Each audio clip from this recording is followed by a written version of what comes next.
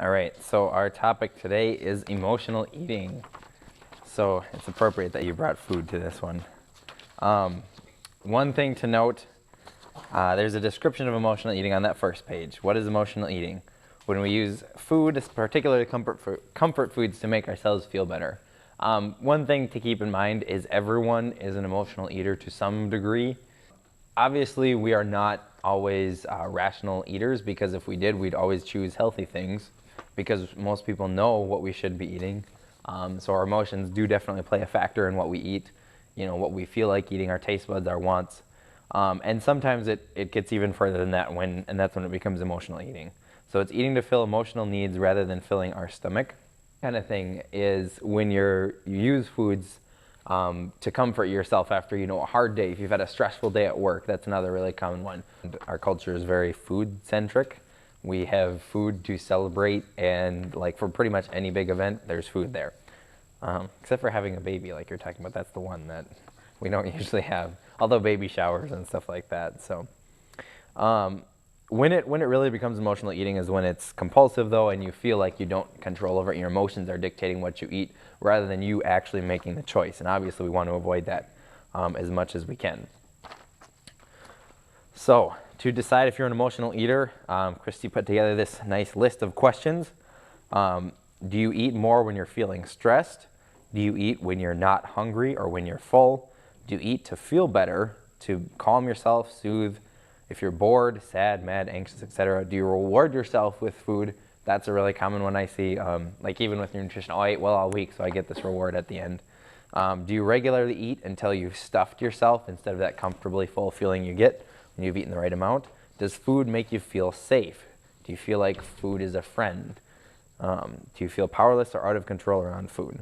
Now, obviously, everyone has some degree that you can answer yes to some of these, but this will kind of help you identify, I guess, what your triggers are most so, because like we said, everyone has some degree of it. So it's just kind of a question of finding what is your biggest struggle area, what is your biggest trigger, identifying that as much as you can, and then making yourself conscious of that. So common causes of emotional eating: stress, stuff emotions, boredom or feeling of emptiness, childhood habits, and social influences. Now, a lot of these, you can't necessarily stop the cause, so you're always going to be stressed at some point. So the way to deal with it is try and find a different way to deal with stress other than food. I mean, obviously, if you can cut out stress in your life, that's great, but you're never going to cut it out completely. You're going to be bored sometimes. It's just the way it is. This is my biggest one probably, is when I'm bored, I will tend to eat. I find, like, if I work at home rather than here, I'll just be like, oh, what sounds good? I'll go in the fridge, and I go to the fridge like 8 or 9 times, and I have to actually make that conscious decision. So that's a definite big one for me. Childhood habits.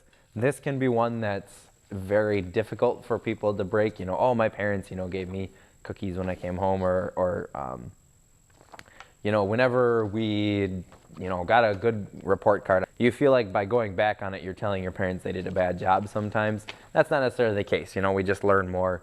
So it's about doing what's best for you, if that makes sense. Social influence is definitely a big one. This is one to very much be aware of. Some people are like, oh, I can go to the party and I can just say no to all the food. If that's not you, make sure you're aware of that. There's either, go with friends who are supportive. Sometimes you might have to say, no, I'm not going, if it's with people who will be a really bad influence on you. So tips to avoid it. That's the big thing. Now that you know what it is, what it's caused by, what can we do about it? So identify your personal triggers. What makes you reach for comfort food? Like we said, it's different for each person, so finding out what it is for you. Keep a mood diary to help you determine what your triggers are. This is something, if you're already tracking your food anyway, it can be the same thing or something else. Just like if you notice that you're always eating like ice cream at night for example, how do you feel when you eat it? Do you feel like, are you actually hungry? Do you just feel like you need that reward at the end of the day? Are you just bored? Have you trained yourself to just eat ice cream when you watch TV, whatever it is? And try and keep track of what makes you make those decisions to eat, rather than, oh, I'm hungry and this is what I should be eating. Now, if you have perfect nutrition, good for you, and you don't have to worry about that. Find other ways to feed your feelings. This is probably the big one, because emotional eating comes from you're trying to fill a hole that you feel with food. And obviously it's not a hole in your stomach, because then you'd be making healthier choices. So you're trying to make food play a role that it shouldn't be playing. So find other things in your life, reach out to someone you trust to make you feel better. That's definitely a big one, having supportive friends. And that's why, you can talk to Christy or Nicole or I anytime about that. We're always here to help you with your nutrition. If you have any questions, talk to us afterwards, email us, text us, whatever it is.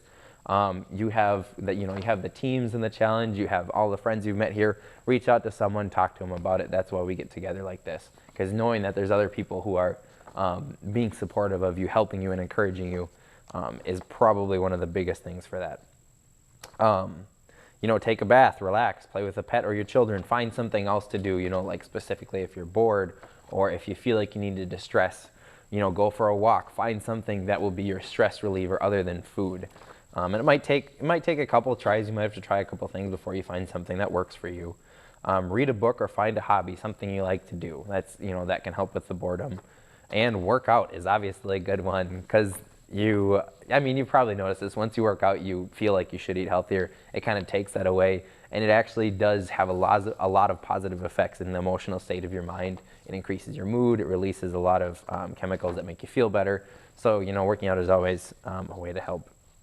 Whether it's, as simple as a walk around the block, coming in for a boot camp, run as hard as you can for 10 seconds, whatever it is. When you do get cravings, like if you find the cravings hit, now that you're probably going to identify them a lot more now, thinking about them, making them conscious, stop when the cravings hit, take 5 minutes before you give in. That at least makes it a conscious choice. Even if you are like, okay, I need to have just a little bit of chocolate or whatever it is, wait 5 minutes. It helps build up it makes that mental switch in your brain to, it's not, I have to do this, and you do it right away. If you make yourself wait, even if you do get into it afterwards, obviously that's not necessarily the ideal, but you're at least taking that control over it, making it a conscious decision. It's your decision rather than you just reacting to what your body's telling you. So another thing to do is, just have a little bit. So like if you're having, okay, I really have a craving, wait 5 minutes. If you still have it, maybe just have a little bit, take a little bite, that can be helpful as well if it's something that, like we're chocolate, for example. If it's like, I really have to have some chocolate, take a little bit of chocolate, because that's going to be better than, trying to deny yourself and like going crazy and eating the entire box or whatever it is. So support yourself with a healthy lifestyle, make exercise a priority. That is probably one of the biggest things you can do to help yourself with this, in part because when you work so hard at exercise, you're going to want to eat right. And it just, there's a tie-in in your brain. The more you do healthy habits, the easier it is to add other ones. So that's why it's all about making small choices, not trying to change everything overnight, just finding something you can change a little bit at a time. So try and do that as much as you can. Relax, if you can, make time for meditation, journaling, whatever it is. Let yourself relax for a little bit.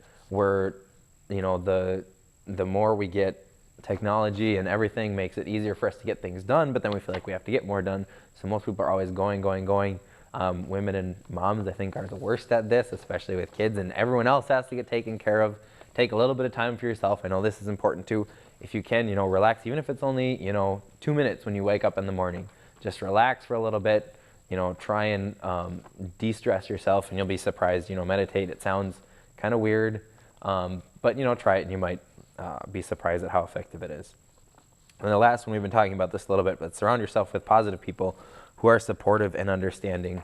Obviously, the people here hopefully are like that. Like I said, you can talk to Christy or Nicole or anytime.